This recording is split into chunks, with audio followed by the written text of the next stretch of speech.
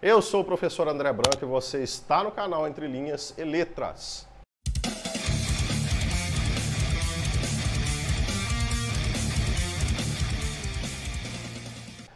Galera, o que rolou mais pra frente então? Em abril caiu Gonçalves Dias. Não é esse não. Esse aí também, né, se fosse hoje, pô, sei lá, mas enfim, não é esse. Esse, o general Gonçalves Dias caiu e a CPI apurou que o general Gonçalves Dias, na época ministro do Gabinete de Segurança Institucional, GSI, né, ele estava lá. Adivinha, cara? Ele estava lá. Ele foi filmado no dia 8/1. Se ele estava participando ou não, ele estava lá. A grande questão é que ele estava lá. E aí ele cai porque não dá para sustentar, né, alguém que tem que fazer a segurança institucional não cumprindo o seu papel, né, diante do Estado, um papel para o qual ele foi instituído, cara. Ele tinha que fazer isso, mas ele não fez. Ele não fez. Galera, isso consome dinheiro público, não só essa política, né, não só a política em si, os ministérios, né, consomem muito dinheiro público, mas esses setores consomem muito dinheiro público.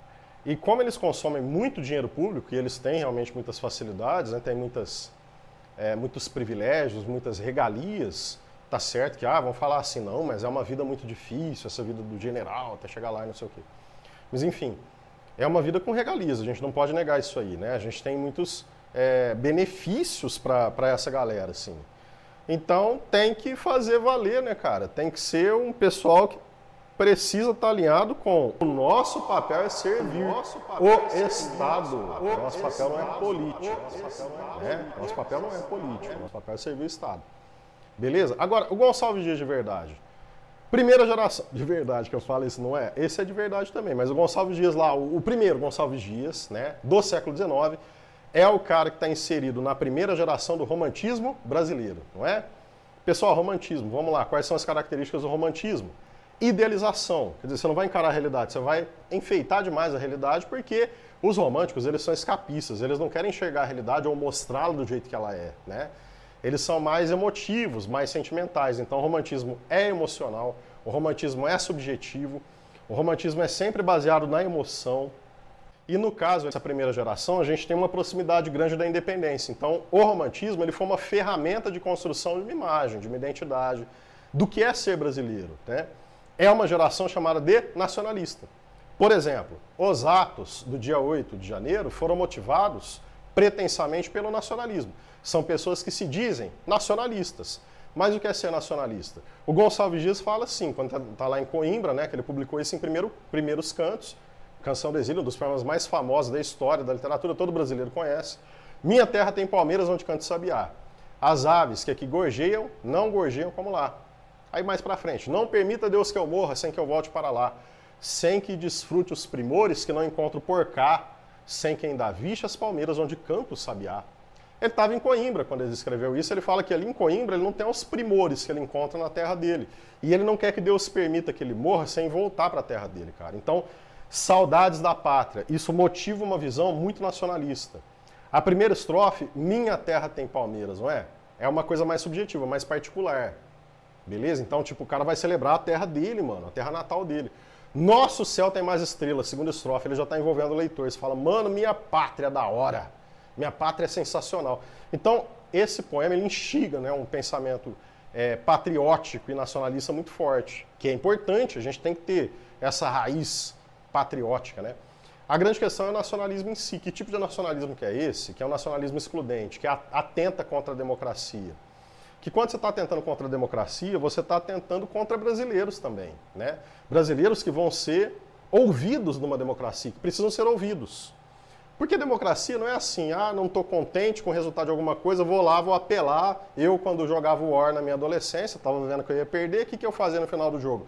Espalhava todas as peças ali no tabuleiro e pronto, né? Eu tô simplesmente pasmo, velho. Isso é a minha apelação antidemocrática, certo? Isso não rola para a política, isso não rola para a sociedade, isso não rola no Brasil, num país de extensão continental, que sempre se diz, né, que o Brasil tem, não rola. A gente é um país multiétnico, com muitas desigualdades, né, cara? A gente tem desigualdades profundas por causa da nossa história. Porque a gente produz muito mais comida do que pode comer. No caso do próprio Brasil, se há uma parte da população que não come, isso é culpa unicamente da forma como nós organizamos a sociedade. Apenas nós decidimos que alguns não devem comer. Então, velho, ser nacionalista significa você compreender essa raiz multiétnica do Brasil, né? Compreender que ser brasileiro não tem um padrão eurocêntrico, tipo, eu sou brasileiro porque eu vim. Aí a pessoa que é patriota pra caramba fala assim, não, porque meu sobrenome, não sei o que lá. Isso faz lembrar o triste fim de Policarpo Quaresma, Lima Barreto. Já lá na frente, pré-modernismo, né, que vai de 1902 no Brasil até 1922, quando foi realizada a Semana de Arte Moderna. Aí começa a primeira geração modernista. Esse pré-modernismo, ele não é um movimento, na verdade ele é uma época, né, em que alguns autores que não se enquadravam no movimento foram agrupados pelo Alceu Moroso Lima, Tristão de Ataíde, dentre eles o Lima Barreto, um dos autores mais sensacionais da história da nossa literatura, pela vivência dele, por toda a experiência que ele tem no Rio de Janeiro. Esse personagem é Lima Barreto, um escritor, jornalista, cronista, autor de muitas cartas, de vários diários, um autor fundamental. E no caso de Lima Barreto, no seu livro mais famoso, O Triste Fim de Policarpo Quaresma, é o Floriano Peixoto quem diz para o Policarpo Quaresma, porque Policarpo queria instituir o Tupi-Guarani como língua nacional. Floriano acha isso uma loucura e diz, Policarpo, tu és um visionário. Então vejam a ambiguidade da palavra. Visionário pode ser alguém que enxerga muito à nossa frente, que tem projetos, e visionário pode ser um alienado, uma pessoa que não é incapaz de ver. E ele constrói Policarpo Quaresma, um indivíduo que quer instituir o Tupi-Guarani como língua oficial do Brasil, um indivíduo que não aceita que ninguém fale mal do Brasil, em hipótese nenhuma, um indivíduo que acredita que o povo brasileiro é um povo sempre bom, que é o povo mais cordial e amável do mundo. Eu que errei, eu me confundi. Né? Pois é.